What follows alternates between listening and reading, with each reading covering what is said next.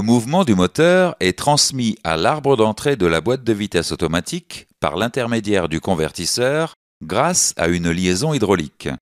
Détaillons maintenant le fonctionnement interne du convertisseur.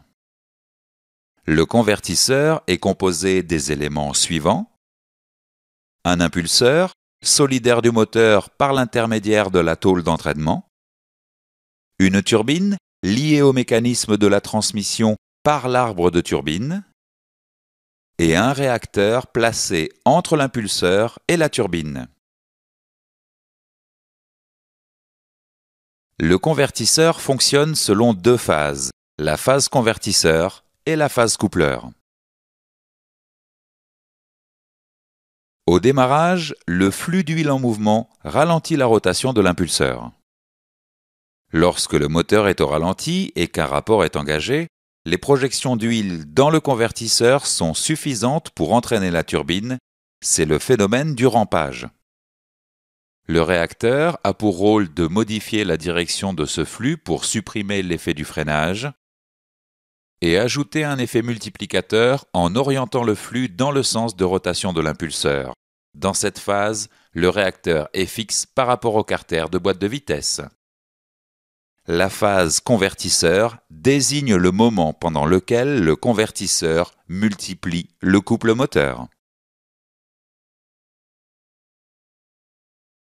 À mi-régime moteur, le flux d'huile allant de la turbine vers le réacteur change d'orientation.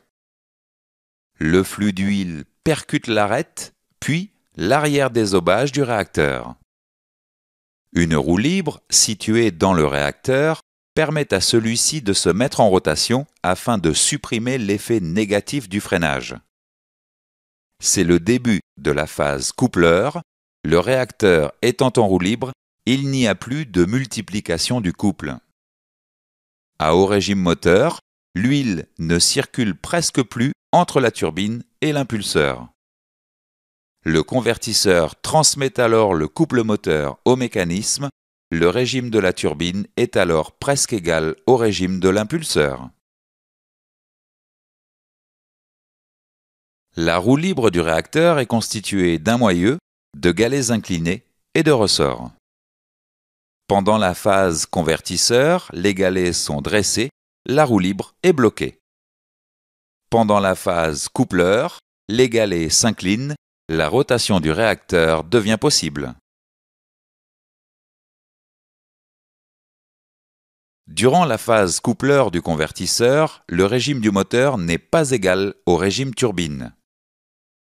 La perte de la puissance motrice est due à un phénomène de glissement qui se produit dans la liaison hydraulique entre la turbine et l'impulseur.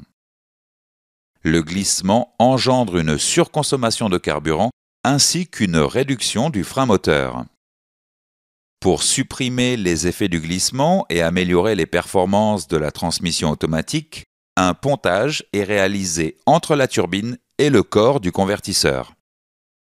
Le pontage consiste à remplacer la liaison hydraulique par une liaison mécanique grâce à un disque mobile.